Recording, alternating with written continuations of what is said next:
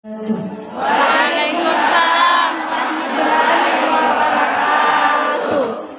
Alhamdulillahirabbil alamin wa bihi nasta'in ala umuri dunya waddin.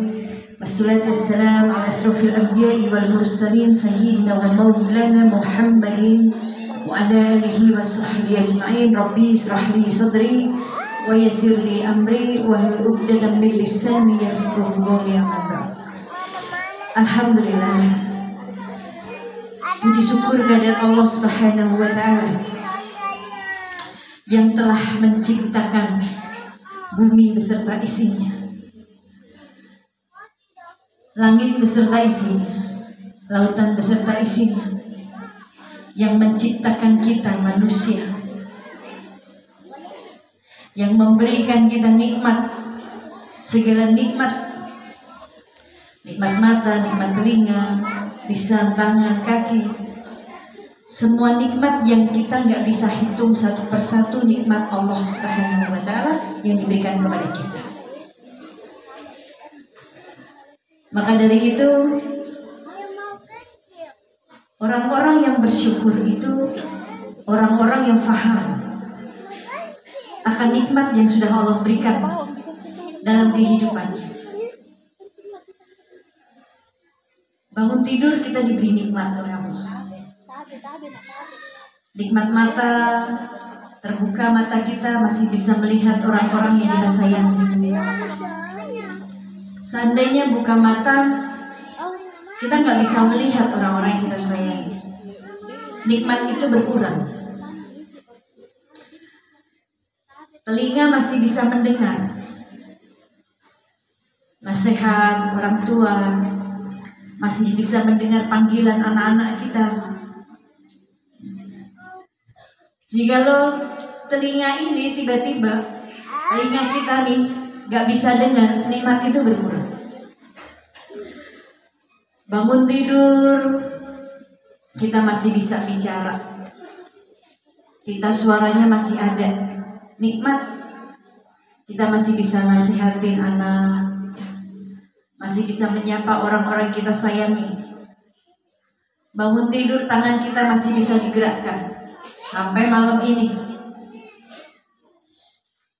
Seandainya bangun tidur tiba-tiba kita nggak bisa bergerak, hanya mata saja yang berkedip, sudah pasti nikmat itu berkurang. Kaki masih bisa melangkah, mata kita masih bisa berkedip. Kedipan mata kita yang ngedipkan Allah. Ini nikmat. Kalau kita masih mengeluh, kalimat alhamdulillahirabbil alaminnya kita taruh di mana? Ini kalimat alhamdulillahnya kita taruh di mana kalau kita masih sering mengeluh dengan segala nikmat yang Allah sudah berikan kepada diri kita. Makanya kenapa dalam satu surat ini, surat yang biasa kita baca, di satu surat ini ada satu ayat yang diulang-ulang oleh Allah Subhanahu wa Ta'ala. Ayat yang ke-13. Diulangnya gak cuma 3 kali, tapi 31 kali. Kalau nggak percaya, nyampe rumah nanti dibuka Qurannya, baca surat Ar-Rahmannya, dihitung kalimat fabi ayyi ala'i rabbikuma. Apa bocah? Hati-hati jatuh loh. Maka nikmat Tuhan yang mana lagi yang didustakan, yang mau kita dustakan? Kenapa sih diulang sampai 31 kali sama Allah? Kenapa nggak cukup sekali aja di ayat yang ke-13? Karena Allah tahu kita nih manusia kadang lupa bersyukur dengan nikmat yang sudah Allah berikan. Maka diulang lagi terus sama Allah kalimat itu, supaya kita nggak kufur nikmat, tapi kita bersyukur. Dengan nikmat yang sedikit kita bersyukur, Allah tambahkan lagi nikmat yang lain. La in syakartum la'abidanakum wa la in kafartum inna 'adzabi lasyadid. Kalau kita bersyukur dengan nikmat yang Allah berikan sama kita, Allah tambahin nikmat yang lain. Kenapa kita susah bersyukur? Karena kita melihat nikmat yang orang lain punya, bukan nikmat yang kita punya. Kita melihatnya orang lain. Urusan dunia kita melihatnya ke atas. Begini ngelihatnya. Itu di atas apa tuh? Ngelihat begini capek nggak? Lebih nyaman begini apa begini? Bu, lebih nyaman begini apa begini?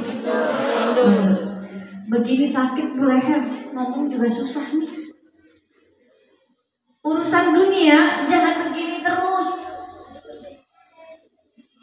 Kalau kita nggak dapat apa yang kita mau, kita nggak dapat, nanti kita putus asa. Tapi seandainya kita melihatnya ke bawah urusan dunia, kita akan bersyukur. Banyak di luar sana orang-orang yang gak seberuntung kita. Maka supaya kita mudah menjadi orang yang bersyukur, lihat ke bawah urusan duniamu. Jangan lihat ke atas urusan duniamu, tapi lihat ke bawah. Kalau ke atasnya lihatnya urusan akhirat. Cemburu sama teman urusan akhirat boleh. Boleh cemburu urusan akhirat. Kok dia bisa istiqomah ya? Kok dia bisa begini ya, temenin, deketin. Kan gitu. Berkumpul dengan orang-orang yang soleh. Setidaknya kalau kita belum soleh, kita belum solehah, berkumpul dengan orang-orang solehah supaya kecipratan, supaya bisa ikut-ikutan solehah, kan gitu ya. Ini cemburu urusan akhirat boleh, tapi jangan pernah cemburu urusan dunia. Karena dunia bukan milik kita, Bu. Siapa yang milik dunia? Allah. Allah pemilik dunia. Dunia itu yang bakalan kita tinggalin, bukan tempatin. Kita cuma sementara menempati dunia, gak selamanya. Dunia itu hanya tempat bersenda gurau saja. Itu dunia. Kesempatan tapi adanya di dunia, Bu. Dunia ini nyata. Tapi jangan dikejar. Gak akan kemana-mana, Bu, dunia. Ya, gak usah dikejar, capek nanti. Karena mengejar dunia kayak mengejar bayangan kita, ibu-ibu. Ibu-ibu berdiri di tengah lapangan, ada bayangan kita sendiri di depan kita. Terus ibu berjalan ke depan, bayangannya menjauh atau mendekati kita? Mendekat atau menjauh bayangannya, Bu? Jauh. Menjauh. Jikalau kita mengejar dunia, akan semakin jauh, Bu. Kan gitu. Karena dunia bukan milik kita, nggak perlu dikejar. Yang kita kejar yang punya dunianya. Allah yang kita kejar. Allah yang kita jaga. Karena Allah yang akan menjaga kita. Kalau kita jaga Allah, Allah jaga kita. Kita cinta Allah, Allah